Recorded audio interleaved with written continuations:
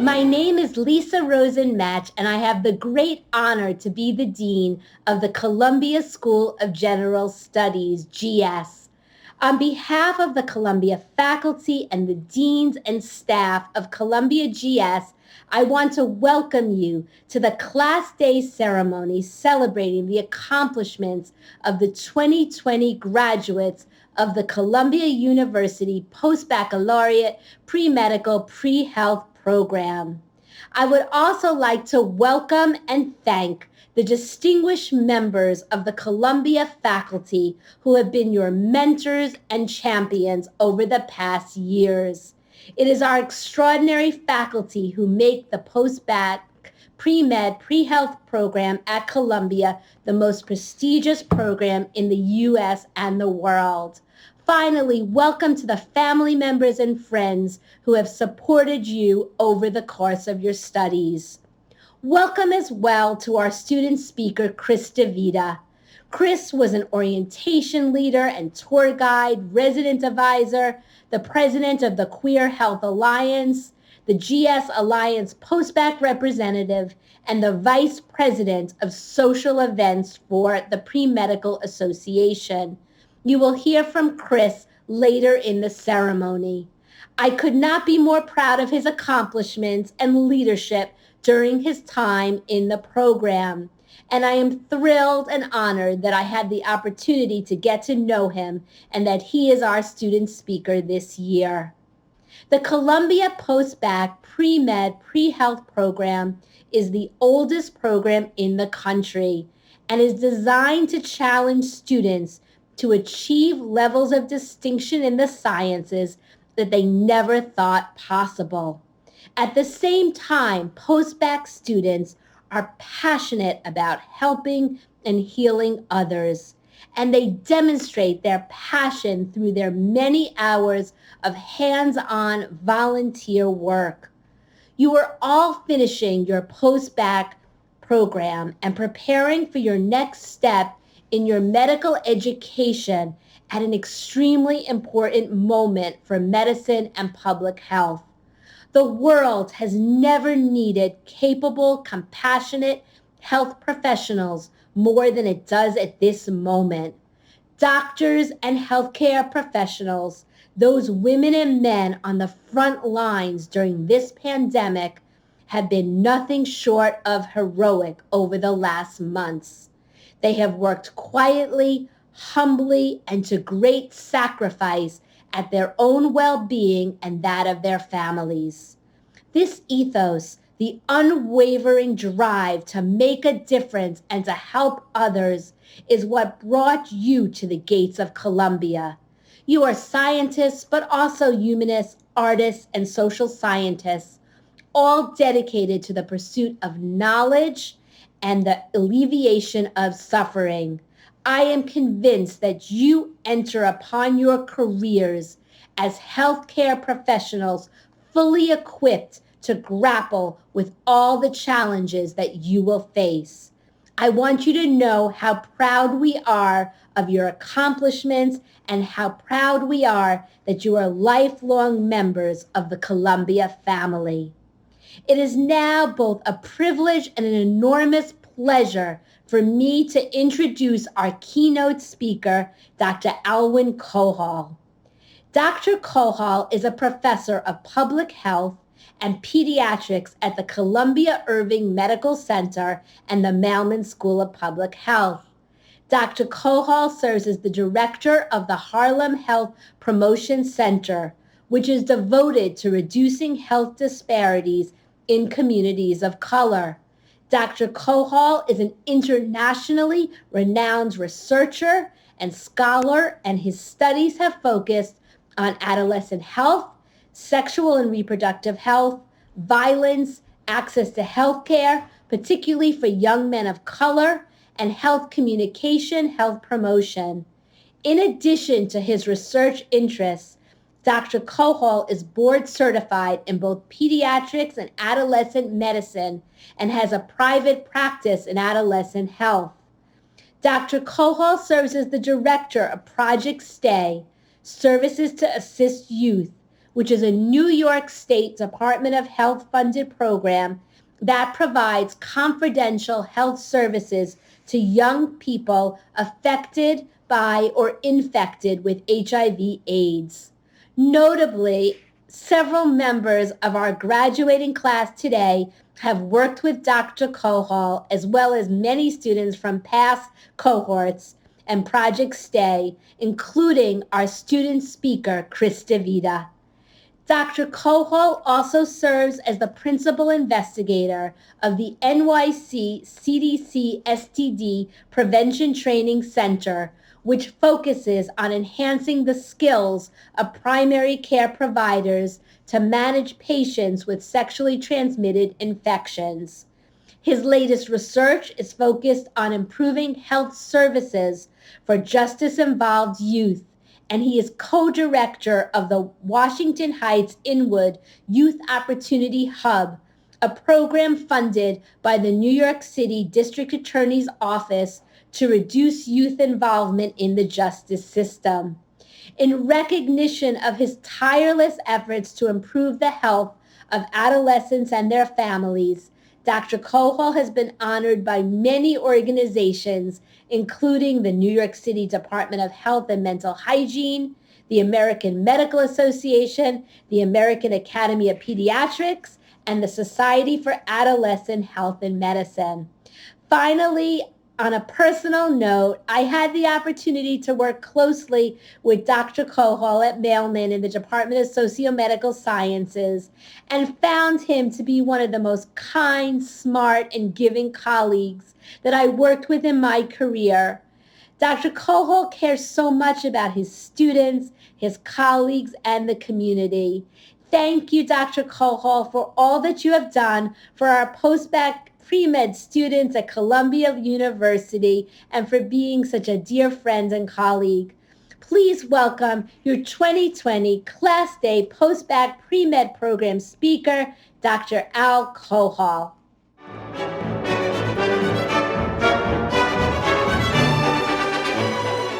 I'd like to thank Deans Lisa Rosen-Metsch and James Colgrove for their kind invitation to spend a few moments today during this wonderful occasion. As was mentioned, I'm a physician and I wear many hats. One of the programs I'd like to talk to you about today, which is relevant to many of you in the audience, is a program called Project Stay, which stands for Services to Assist Youth. We work with some of the most vulnerable populations in New York City. For example, we provide comprehensive clinical services for youth living with HIV through a clinic located at New York Presbyterian Hospital. A second component of our program aims to prevent you from becoming HIV positive in the first place. We go out into the community to provide sexual health education workshops, screening for STIs and HIV, individual risk reduction counseling, and linkages to care at our continuity clinics at the hospital. Over the last 6 years, Postbac students have been a core component of our team. You all have conducted sexual health workshops at alternative high schools. You've been on board mobile vans in the evenings and on weekends, outside of nightclubs, at Kiki balls, at pride events. You have conducted HIV and STI screens. You have seen sighs of relief and felt warm embraces when the tests are negative. You have seen lips quiver and eyes water when the tests are positive. You've woken up at dawn to escort newly diagnosed HIV positive patients from transitional living centers to our clinics at New York Presbyterian for confirmatory testing and have provided empathic support all along the way. You have been taught about health literacy and have used those lessons to tailor messages to youth about Plan B, about PEP, about PrEP, about safer sex. You have borne witness to the impact that social determinants of health play in contributing to high-risk behaviors. I have had the opportunity to teach and mentor and work closely with several students from your program over the last several years, and I have a profound respect for the lives you all have led prior to coming to Columbia, and the sacrifices you have made to change course midstream to embark on the journey towards medical school and beyond. And you are doing so at a critical time in our nation's history. As the social worker and podcaster Brene Brown says, the coronavirus has exposed the fault lines in our nation's infrastructure. While the virus has an indiscriminate and voracious appetite, clearly individuals who are the most vulnerable are among those hardest hit. Those who are predisposed in chronic illnesses, those who live in poorer communities, those whose jobs are such that they cannot work remotely or shelter in place. Clearly, this pandemic has been one of the most disruptive forces in our lifetime. The journalist Linda Villarosa wrote a wonderful piece in the New York Times recently and quoted Dr. Clyde Yancey, a noted cardiologist. He writes, "If there was ever a moment to have a rallying cry, to have a call to action, to have a wake-up call, there should be a moment of epiphany right now. And that epiphany should be, this is not the way a civil society allows its population to exist." Now, it's tempting to talk about the pandemic in terms of war. And we are fighting an invisible enemy that has claimed more lives in a few months than the Vietnam War did in 19 years. We could talk about it in terms of terrorism. We are battling a silent invader that has hijacked immune systems. Or perhaps in terms of natural disasters. We are seemingly using a garden hose to try to douse a brush fire that threatens to engulf whole continents. But instead, I want to talk in terms of resilience, the ability to adapt, to change, to create, to morph, to bounce back, to survive. As a noted scholar, Mike Tyson once said, everyone has a plan till they get punched in the mouth. Clearly, we have suffered a series of body blows, but we have not been knocked out. As our medical system evolves, we need practitioners who can adapt, who can be responsive to change, and who can become change agents themselves, who can create systems and programs, who can fail and bounce back, and utilize lessons learned to improve their practice settings. And we need providers who will listen and care and go that extra mile for their patients. Our medical system needs you. Now, you will be tested. You will be punched in the mouth. If you thought juggling a job and taking classes and studying for exams is tough, you ain't seen nothing yet. Medical school is like boot camp for new recruits, but instead of lasting a few weeks, it lasts for 4 years. And when you manage to struggle through the obstacle course, there are more hurdles that await: residency and potentially fellowship. Along the way, you will question your choice to pursue this career. You will question your sanity. You will be challenged by circumstances, by your peers, by your mentors, and by your patients.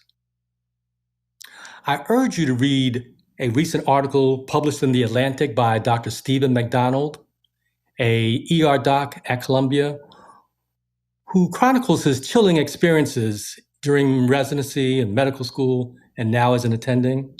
Let me share with you an excerpt. He writes, "We must reform a culture that tells trainees they must endure alone. Otherwise, how will we survive the next crisis?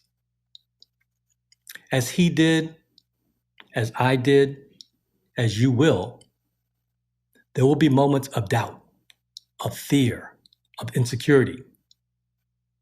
In those dark moments, grab hold of the core reasons why you switched careers in the first place. I want to help.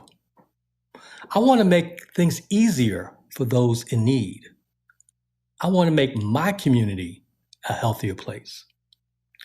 One of your classmates wrote about this eloquently.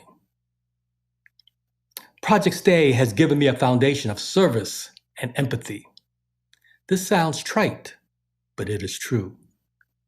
Everyone has the desire to help, but this is a learned skill. It takes time to find a way to be useful to others. I had some of the most intimate, gratifying experiences in my life counseling patients at Project Stay. I hope that as a doctor, I will be as blessed to have these moments with my patients. I have no doubt that you will, but to get to the other side, you have to endure and survive. And when things get dark, reach out. Reach out to resources in your medical school. Reach out to your friends, your family members. And please know that you can reach out to me. As I said in the beginning, I've had the pleasure to work with this program for over the last 6 years. And I want to share with you a few examples of some of the wonderful students that we've worked with. For example, Matt Perry was our first Postbac student 6 years ago. I had the opportunity to catch up with him recently. He got into Brown Medical School and is now doing a residency in family medicine and is taking care of justice-involved individuals. He was thrilled to know that many of the patients that he worked with 6 years ago remain HIV negative by being continuously linked to Project Stay and being adherent to PrEP.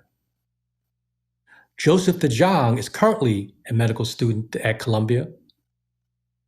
In his free time, he volunteers at the Q Clinic, a novel program providing clinical services for the LGBTQ plus population. Ben Azriel is at Mount Sinai. He's helping to coordinate COVID response systems involving medical students. Resiliency in action. To endure and survive, you have to hold tight to your dreams and your values, and also your past lives. We hear a lot about work-life balance, and you'll be talking about that to your patients. But it's not enough to talk about it. You have to be about it. So if you were a dancer like Chris DeVita, don't lose your flexibility and grace. You will need it. If you are an actor, don't lose your voice, your presence. You will need it. If you are a musician, don't lose your rhythm and your search for melodic harmonies. You will need it. If you worked in finance, don't lose your ability to forecast and analyze. You will need it. If you were a teacher, don't lose your capacity to deconstruct complex topics and make it interesting for audiences. You will need it. If you were an editor, don't lose your facility to cut through the weeds and find shining kernels of truth. You will need it. And if you were a researcher, don't lose your knack for asking questions and searching for answers. You will need it. Don't lose. Combine what you were with what you will become through medicine. Don't lose, because when you win, we all win.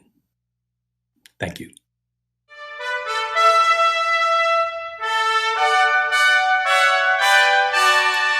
A director of the CDC once said, "We are all connected by the air we breathe." I've thought about that saying a lot this spring as COVID-19 spread and the radius of acceptable social distance steadily expanded. I know that the disruptions of the coronavirus pandemic took a great personal toll on many of Columbia's postbac students. For some of you, it's cost your own health and safety, or those of your friends, families, and loved ones. It's taken away the personal connections that happen in classrooms and the gathering spaces of campus. Most of all, it's robbed us of the ordinary, everyday human connections that we didn't know were so important until we didn't have them anymore. For all these reasons, you should all feel especially proud of the resilience, determination, and courage you have shown this spring.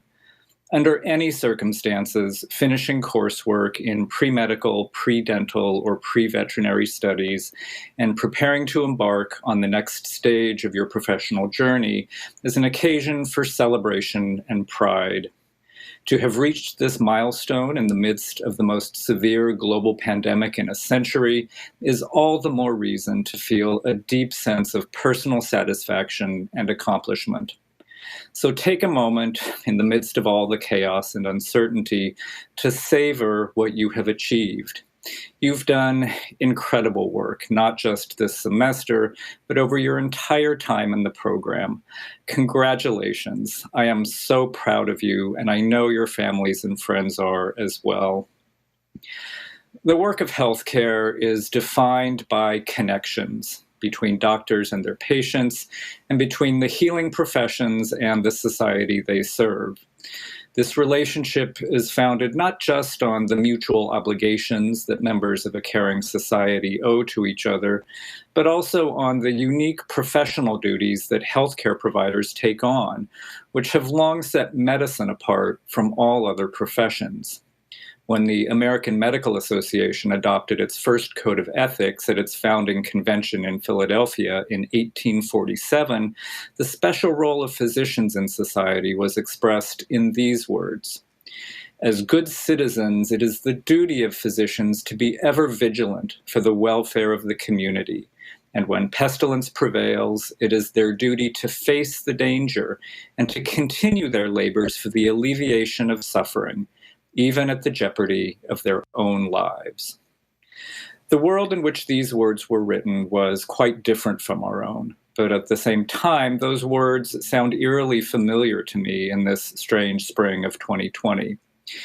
In the 19th century, terrifying epidemics of cholera and yellow fever regularly swept through communities, taking lives and halting commercial and social activity as cities fell under the blanket of quarantine.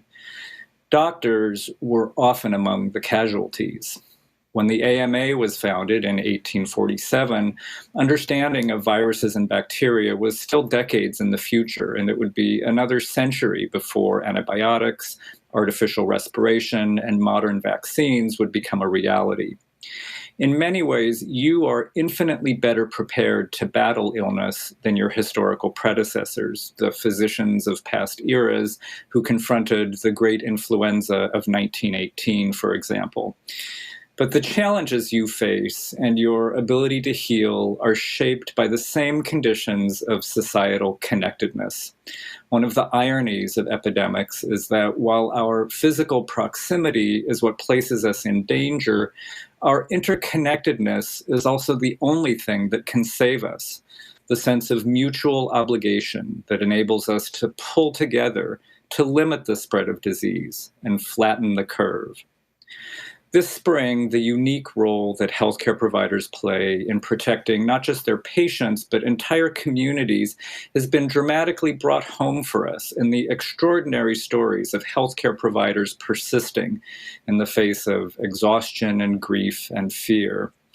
Tragically, we've also seen instances of society failing to fulfill its reciprocal duty to its healthcare providers. We've seen the failure to provide personal protective gear and basic equipment and drugs, especially in poor, medically underserved communities.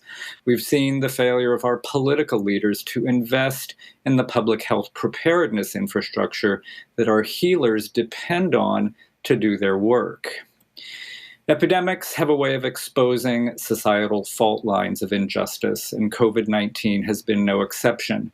It's revealed the deep inequalities that have left many healthcare providers woefully unprepared to confront a crisis like coronavirus. Epidemics present challenges that are both scientific and deeply social. How do we create a healthcare system that protects society's most vulnerable? How do we address the stark disparities in access to resources that place poor communities at greater risk of illness? How can we build solidarity and community and strengthen the interconnectedness that is essential to our survival? In spite of the challenges we face, I remain optimistic, and your success in the Postbac program makes me even more so. I am confident that as healers and as members of your communities, you will show us a way forward to the society that we could and should be, one that cares for all its members, not just in a crisis, but all the time as a matter of course. We are all connected, not just by the air we breathe, but by our deeply held convictions of mutual care and love. And it's our connectedness that I'd like you to think about as you reflect on your accomplishments in this Postbac class day of 2020. In your careers as healers in the coming years, your strength will come from your knowledge of science, but it will also come from your connections to your friends, family, and loved ones, to your patients, to the society you are part of. The mastery of physics, chemistry, and biology that you've gained in the Postbac program will be indispensable to you as healers, but so will the personal qualities that you brought into the program and that have helped you succeed here. Your compassion and your empathy, your perseverance, your sense of humor, and above all, your ability to make connections. Congratulations, Postbac class of 2020. Be well, wash your hands, don't touch your face, and always remember to stay connected.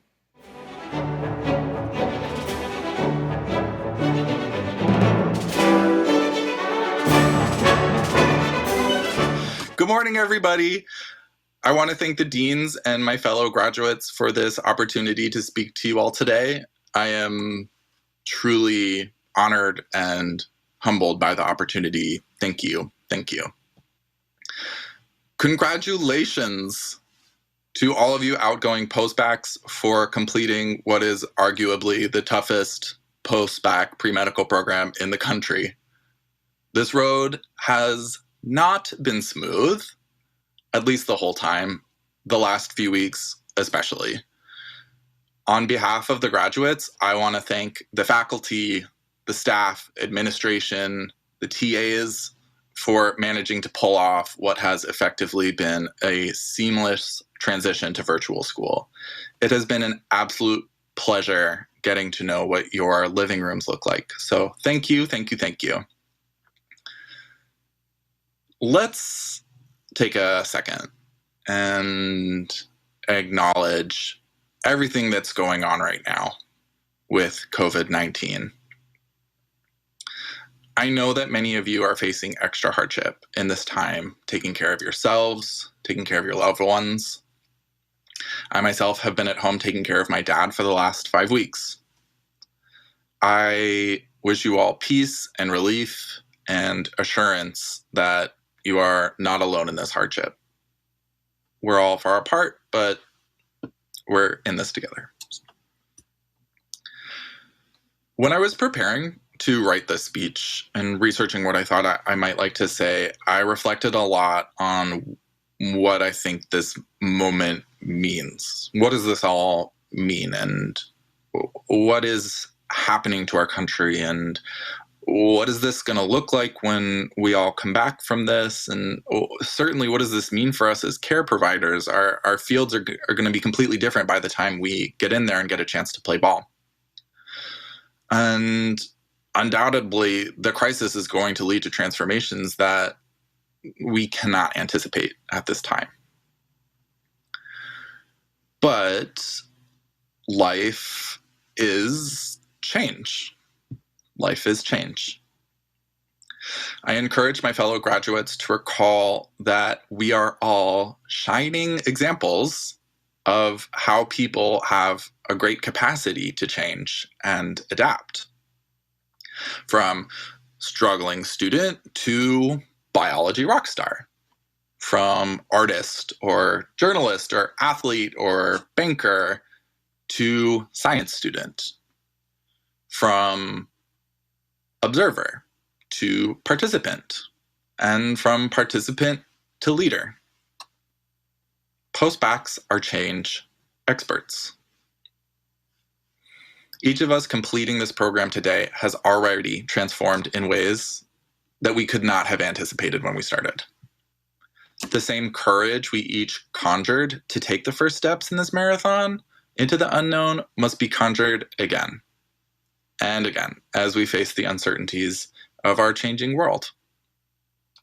So, we know it's changing. We don't know how it's going to change. We don't know what the world's going to look like when we come back from this, but I do think we have some agency in the changes that are to come, and I have some wishes for changes that I would like to see, and I would like to share them with you. Okay. I hope that we grow to become a little more kind, a little more gentle, a little more compassionate with each other. I hope that we can show this kindness, gentleness, and compassion to ourselves. Stumbles are on the horizon for each of us. There is no way to live courageously without being willing to fail again and again and again. It's just a fact. I've been watching a lot of Brené Brown in my solitude. So, moving on. I hope we remember that the extraordinary accomplishment of completing this program proves that we have the resilience, the grit, the fortitude, the chops to stand back up again and again and again. I hope we continue to love and sincerely appreciate our non-traditionalness. What makes us different requires neither explanation nor excuse. Our differences are assets. Leveraging our differences is crucial to our progress. And not only that, to the progress of our colleagues, to the progress of our fields, to the progress of our institutions. If I've learned one thing from the School of General Studies and the Columbia Postbac, it's that being an outlier is an opportunity to contribute.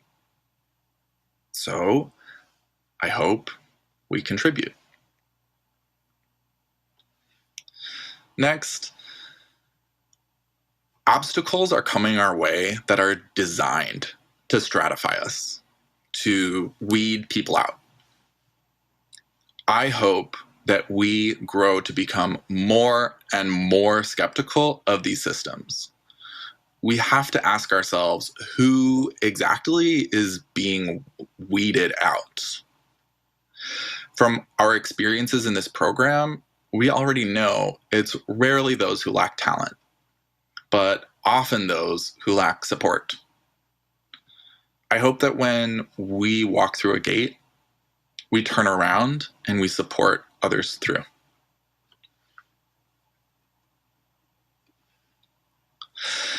I hope that when the day arrives that we become the gatekeepers of our fields, that we steward that responsibility with understanding and awareness of structural inequalities.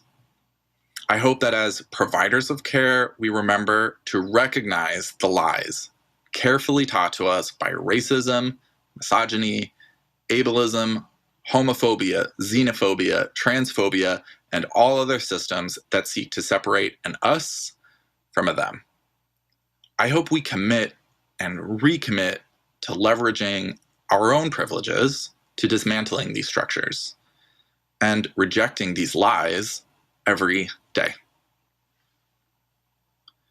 And finally, I hope we choose to remain vulnerable enough to experience empathy, which will probably be difficult to do over the decades of our careers.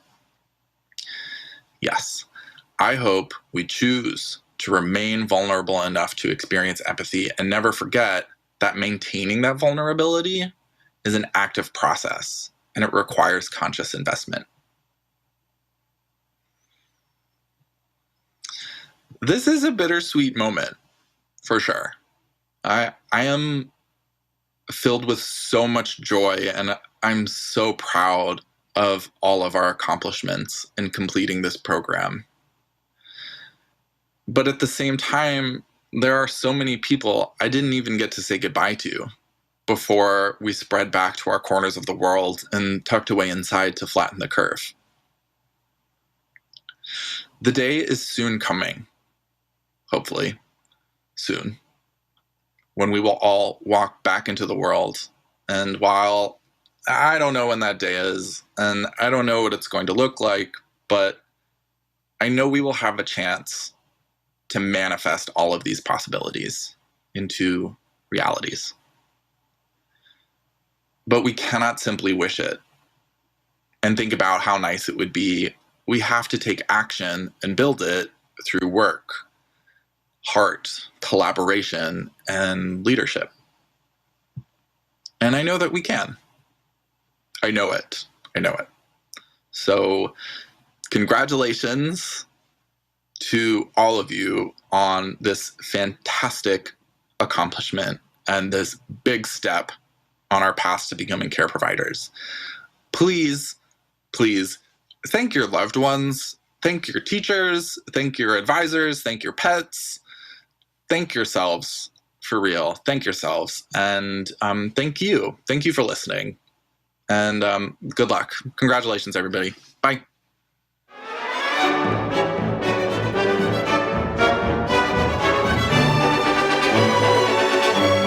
Congratulations again to our extraordinary Postbaccalaureate Premedical Pre-Health Program Class of 2020.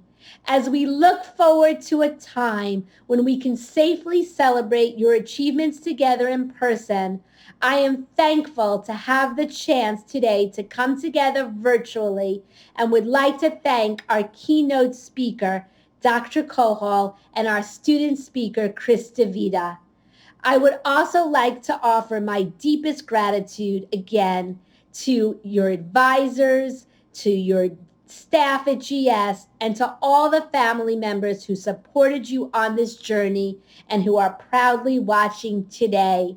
Thank you and congratulations.